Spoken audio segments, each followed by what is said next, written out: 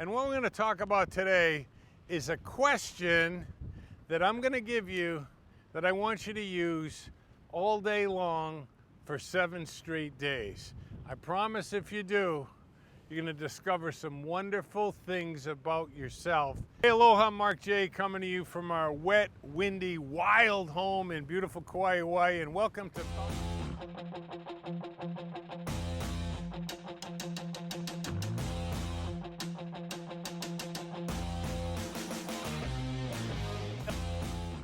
Welcome to Thoughtful Thursday.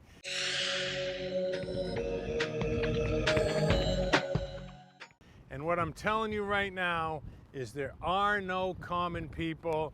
There's greatness inside everybody. I'm going to prove that to you during this video in under 15 minutes, but that's me proving it to you. What really matters is that you prove it to you. And I'm going to give you a question about halfway through for you to ask yourself all day long.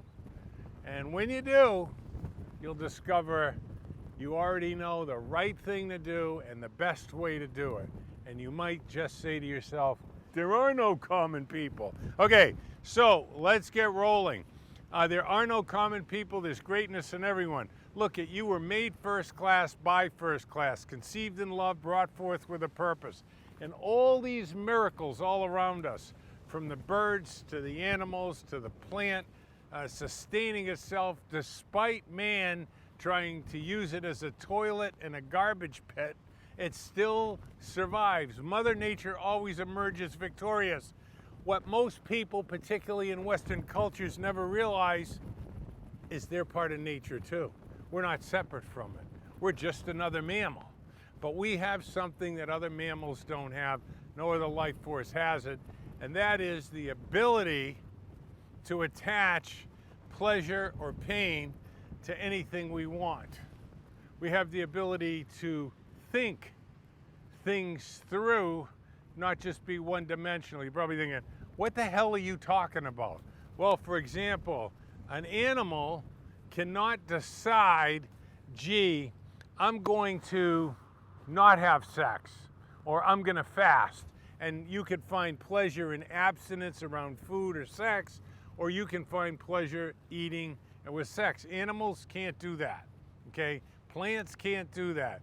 They are one-dimensional. You have the ability to assign pain or pleasure, and most people, when you read the great philosophers from Buddha to the carpenter from Galilee, Socrates, Plato, Aristotle, Emerson, Whitman, Thoreau, Wordsworth, I mean, the list goes on and on.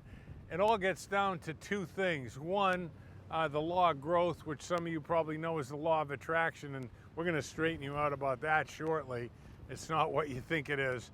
But the second thing is that everything in your life is dictated by your perception of pain and pleasure. The only reason that you won't accept the fact that you have greatness in you is low self-esteem, low self-worth, but mostly conditioning from the machine. When you get this cologne, when you get to this much income, when you weigh this much, when you have these genes, you know, the list goes on and on of everybody, including all institutions, trying to make you feel less than unless you're involved with them. You know, you got to wonder, how did the planet survive 4 billion years without me having Jordache jeans on or members only? I know I'm dating myself, or driving a fancy car.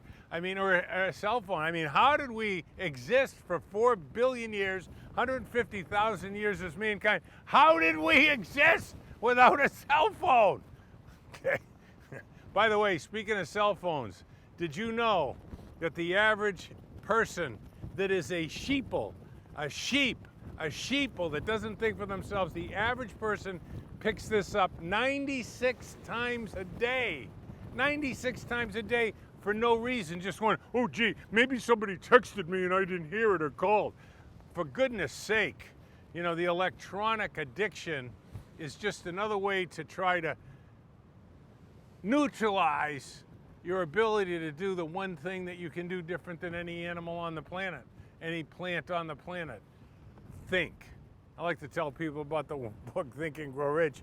If you don't have time to read the book, read the freaking cover, will you? Think and Grow Rich. Stop trying to fit in when you're made to stand out. So let's talk about your greatness. Again, you were made first class by first class. You're entitled to go first class as long as you do a first class job of being in service to your fellow man. Okay? We talked in the last lesson, last Thursday, about finding your color and deciding what you really want and becoming the person that you're intended to be by getting out of denial, asking yourself, what am I pretending not to know? So let's go back to that. What are you pretending not to know that you want? Here's a question to write down. If I deny my own needs and wants, finish that sentence. If someone told me I could have what I wanted, I would probably finish that sentence. Finish that sentence. If I didn't have the circumstances in my life and I could do whatever I wanted, I would finish the sentence. You see, we got conditioned into all this stuff.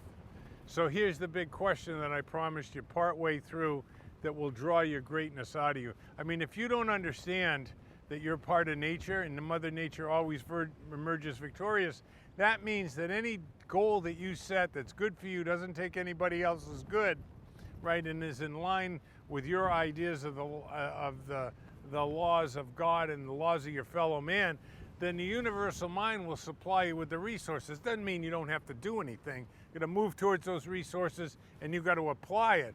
But the bottom line is you're part of nature, and Mother Nature always emerges victorious. There is no condition in life that you can't overcome to have what you want. If it's good for you, doesn't take anybody else's good, and it's derived through service. So here's the question, okay? What would the person I intend to become do next? I'm going to say that again nice and slow. Write it down. What would the person I intend to become do next? And ask yourself that all day long. Every time you feel that you have to make a decision, ask it in respect to that person that you were intended to become. Again, you were made first class by first class. I know my mother and father loved one another. And even if your mom and dad only loved each other temporarily, it doesn't matter. It means that you were conceived in love and you were brought forth with a purpose.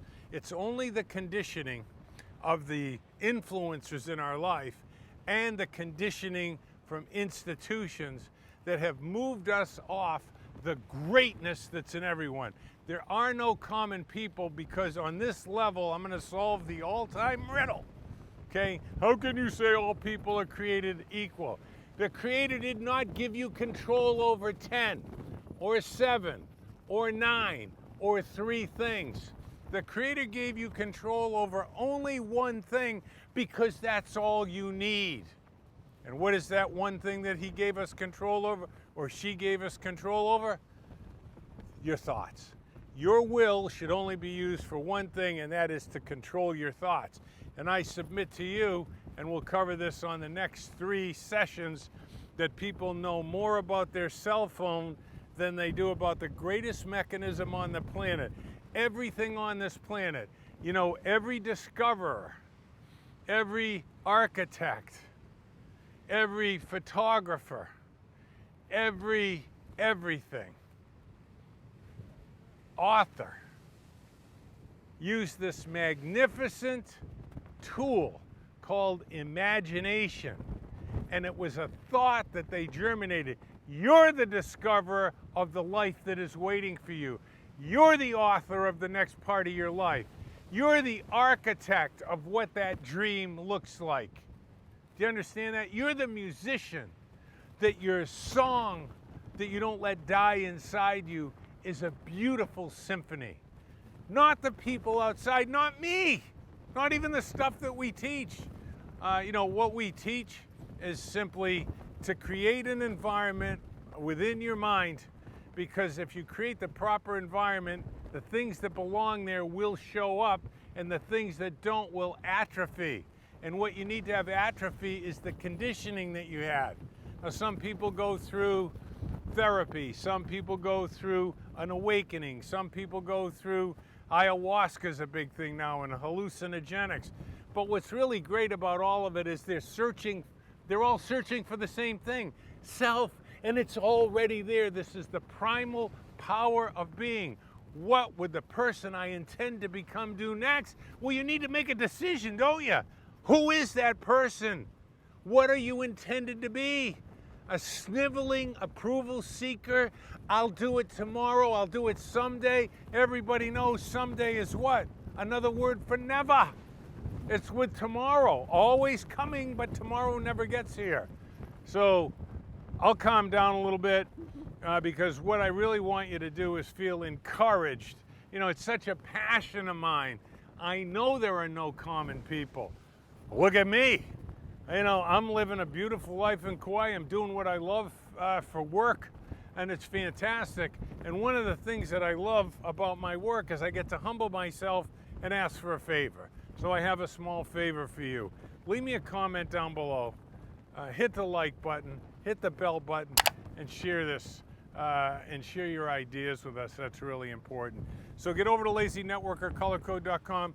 Find your color if you haven't already. And understand that if you develop along your core motive and you ask yourself all day long, what would the person I intend to become do next? You'll find yourself thinking a little differently in some situations, and you'll go, son of a gun, that big guy on the beach was right with the waves and stuff. This is cool. Where's your personal Kauai? Where's your dream? I'm going to tell you where the road to it is, right here. Go get it. Hit the like, leave me a comment. Peace be the journey. We'll see you next Thursday.